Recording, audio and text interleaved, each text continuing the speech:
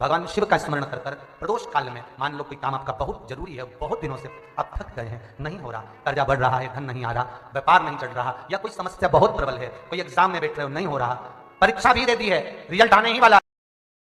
शिवरात्रि का दिन है, अगर आज ना कर पाओ तो किसी भी शिवरात्रि पर मान लो तुम किसी कार्य के लिए जा रहे हो और वो कार्य नहीं हो रहा और तुम्हें चाहिए कि ये कार्य होना चाहिए, मुझे इसमें सबसे पीछे 4 साल 6 साल 5 साल 3 साल लगे, पीछे लगे रहो, उसमें क्या किसी भी शिवरात्रि पर आशुतोष भगवान का स्मरण कर कर जो मध्य वाली पत्ती होती है इस पे चंदन, लाल वाला चंदन लगाकर एक श्वेत पुष्प सफेद पुष्प कोई सा भी ले सकते हैं, आप उसको रखकर आशुतोष भगवान का स्मरण कर कर, केवल आशुतोष भगवान का स्मरण कर कर नंदी का जो पांव होता है, नंदी का जो एक पांव उठा हुआ होता है उसी, क्योंकि नंदी को नंदी मत समझना, नंदीश्वर का मतलब ही शंकर है और शंकर का मतलब ही नंदीश्वर, इन दोनों में कोई भेद नहीं है, दोनों में कोई भेद नहीं है, दोनों एक ही मान है। नंदी का जो पांव ऊंचा होता है, आशुतोष भगवान का नाम लेकर नंदी के पैर की ओर, ये बेलपत्री का जो डंडी वाला भाग है वो इस भाग को फूल के साथ अपने को रख देना, किसी भी शिवरात्रि, आज चाहो तो आज कर लो, बाद में चाहो तो बाद में, किसी भी शिवरात्रि, और केवल आशुतोष भगवान का नाम लेकर आप दिल से उससे प्रार्थना कर कर आएंगे, दिल से जब आप उससे बोल कर आएंगे, दिल से उससे जब आप कह कर आएंगे, बाबा 2 या 3 शिवरात्रि में श्रवण जरूर करेगा, आपको सफलता जरूर। शिव तत्व के पर विश्वास के अनुकूल, हमने पहले भी कथा में कहा कि खूब अच्छी पढ़ाई करो, खूब अच्छी मेहनत करो, जितना पढ़ सकते हो उतना पढ़ो, जितनी मेहनत कर सकते हो उतनी मेहनत करो, अपनी मेहनत पूरी करना, कर्म पूरा करना, और कर्म के साथ में शंकर जी पर विश्वास भी पूरा करना। जब हम कर्म के साथ में विश्वास को लेकर चलते हैं, भरोसे को दृढ़ बनाकर चलते हैं, तो ये निश्चित है कि हमारी मेहनत, हमारी लगन, हमारा कर्म सफल जरूर होता है, फिर हम पीछे नहीं आते। खूब पढ़ो, दिल से पढ़ो, किसी कंपटीशन एग्जाम में बैठ रहे हो खूब अच्छी पढ़ाई करो, किसी कंपटीशन एग्जाम में जा रहे हो दिल से पढ़ो, तुम्हारी जितनी कैपेसिटी है शरीर की उससे ज्यादा पढ़िए, और साथ में शंकर जी पर भरोसा करिए, विश्वास करिए, फिर वो एक बेलपत्री पर लगाया गया शहद उस पर भरोसा भी करिए। एक पत्र पार्वती जावड़े, धार रोड, परभणी, महाराष्ट्र से आई है, कहीं बैठी हो तो हाथ हिला सकते हैं, पार्वती जावड़े, कहीं बैठी हो तो हाथ हिला सकते हैं, पार्वती जावड़े, धार रोड, परभणी, महाराष्ट्र से, मेरा मोबाइल नंबर ये है। मैं बाबा का क्या गुणगान करूं गुरुदेव, 24 साल पहले पति चले गए, बच्चों का पालन पोषण करना, 24 साल से बच्चों को पालते पालते पालते पालते बच्चों को बड़ा किया। मेरे सारे बच्चे सब कंपटीशन एग्जाम देते, उनका होता नहीं, तैयारी करते होता नहीं, बहुत साल हो गए यही करते करते, पर हुआ नहीं, उसका कोई सरकारी नौकरी नहीं। तभी 2023 में परभणी में संजय जी जाधव जी ने, हमारे सांसद महोदय ने वहां पर कथा करवाई। मैं संजय जी जाधव जी को, सांसद जी को धन्यवाद देती हूँ, उन्होंने कथा कराई। आप कहते हो पंडाल में बैठकर जो मांगा जाता है वो मिलता जरूर है, हमने पंडाल में बैठकर कथा सुनी, कथा सुनने का 1.5 महीना निकला और बाबा की कृपा से मेरे बेटे को पुलिस की नौकरी और वो भी ऑफिसर के पद पर नियुक्ति मिली। मैं बाबा को यहाँ धन्यवाद देने के लिए आई हूँ। और गुरुदेव आप कहते हो ना 5 कथा, मैंने 4 कथा सुनी और मेरे बाबा ने उस कथा को सुनाकर मेरे बेटे को अच्छा ऑफिसर बनाया। लाइन अच्छी लिखी है, खाली ना जाता कोई दर से तुम्हारे, खाली न जाता कोई दर से तुम्हारे, मैं भी खड़ी हूँ बेटे का फोटो भी लगाया उन्होंने, अपने बेटे का जो अच्छे पोस्ट पर हुआ उसका फोटो भी लगा कर। शिव तत्व है, खूब मेहनत करो। आप किसी लक्ष्य की ओर बढ़ रहे हो तो एक बेलपत्र, लाल चंदन और सफेद, जम के बोलो जरा, पुष्प, सफेद फूल, कौन सा भगवान, आशुतोष महा आशुतोष,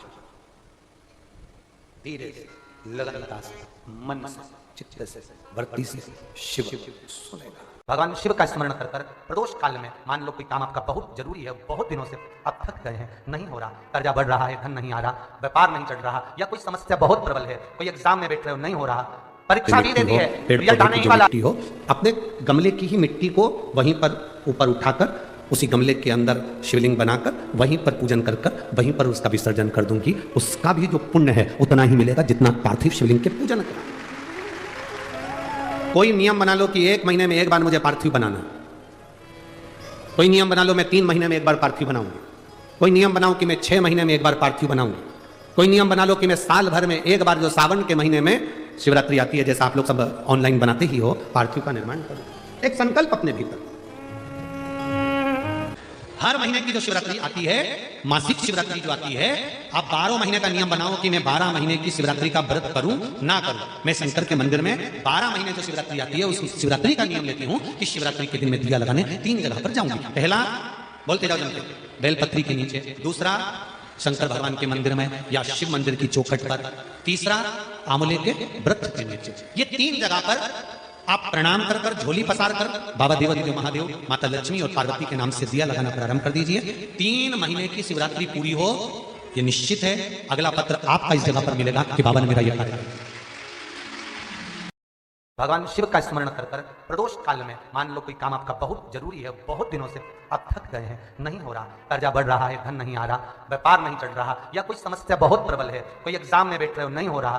परीक्षा भी दे दी है, रिजल्ट आने ही वाला। जिसके घर में संपदा की कमी होती है, जिसके घर में कर्जा बढ़ जाता है, लक्ष्मी नहीं आती, बहुत टेंशन की जिंदगी जीता है मनुष्य, व्यापार चल नहीं रहा, बहुत तकलीफ का जीवन चल रहा होता है, तो आज भी नियम है महाराज, आज भी नियम कि सोमवार,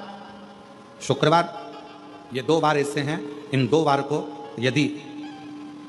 कटोरी में थोड़ा सा शहद रखकर, मधु रखकर, यदि लक्ष्मी जी का स्मरण किया जाए और माता लक्ष्मी जी का स्मरण कर कर एक लाल पुष्प उस कटोरी के सम्मुख में माता लक्ष्मी का नाम लेकर रखा जाए, और बाद में वही शहद, वही मधु और वही पुष्प सोमवार का दिन और शुक्रवार के दिन लक्ष्मी का पूजन कर कर, स्मरण कर कर, दूसरे दिन शुक्रवार के दिन पूजन करें, शनिवार के दिन उस मधु का, उस पुष्प का विसर्जन करें, सोमवार के दिन पूजन करें लक्ष्मी जी का स्मरण कर कर, और मंगलवार के दिन अगर विसर्जन करें, 5 या 7 सोमवार या शुक्रवार को यदि आप मधु का भोग लक्ष्मी जी को लगाना प्रारंभ कर दें, शिव का नाम स्मरण कर कर, तो उसके घर में कभी संपदा की कमी नहीं होती, लक्ष्मी उस संपदा को बढ़ाती है। और हम तो यहां तक कहेंगे, प्रयास करो, अगर आपके घर में छोटा सा शिवलिंग विराजमान है, आपके घर में अगर छोटा सा शंकर जी का शिवलिंग है, छोटा सा शंकर भगवान का शिवलिंग है, या आपके घर में कुबेरेश्वर धाम का कंकर है, और आपके घर में यदि शंकर भगवान का शिवलिंग है, या सीहोर का रुद्राक्ष हो, या शंकर भगवान का शिवलिंग हो, या कंकर शंकर हो, तो निवेदन है जहां पर भी शिवलिंग आपके घर में विराजमान है, अगर छोटी सी कटोरी में एक बेलपत्र को आप नीचे रखिए, छोटी सी कटोरी उस बेलपत्र के ऊपर रखकर उसमें थोड़ा सा मधु, शहद, शंकर भगवान की साक्षी में शिव जी के सामने अगर शुक्रवार की शुक्रवार रखना प्रारंभ कर दो, धीरे धीरे संपदा की वृद्धि अपने आप होना प्रारंभ होगा। मधु, देवी भागवत का यह प्रसंग है, 6ठे स्कंद का 16वां और 17वां अध्याय देवी भागवत का वर्णन करता है। मां लक्ष्मी पृथ्वी पर आ गई, रात्रि को देखा कहीं स्थान नहीं, एक बूढ़ी के स्थान पर, बूढ़ी के दरवाजे पर जाकर विनय करी, शहद मधु पाने को मिला, वर दे दिया, मैं तुझे वर देती हूं, तेरे घर में कभी संपदा की कमी नहीं आई, तूने मुझे मधु दिया, तूने मुझे शहद दिया। 56 भोग दीपावली के दिन माता लक्ष्मी को लोग लगाते हैं, ढेरों सारा गुजिया, पपड़िया, बर्फी, चक्की, मठरी, खाजे, पपड़िया, सब लक्ष्मी जी को भोग लगाते हैं। पर यदि एक पान के पत्ते पर भी एक बूंद अगर शहद का दीपावली के दिन अगर रात्रि को भी लक्ष्मी को भोग लगा दिया जाए तो कभी संपदा कम नहीं, कभी संपदा। एक बूंद मधु का, शहद का यदि सामने रखा जाए, लक्ष्मी जी के भोग लगाया जाए, तो संपदा की कमी नहीं आ सकती, क्योंकि मां वर देती है।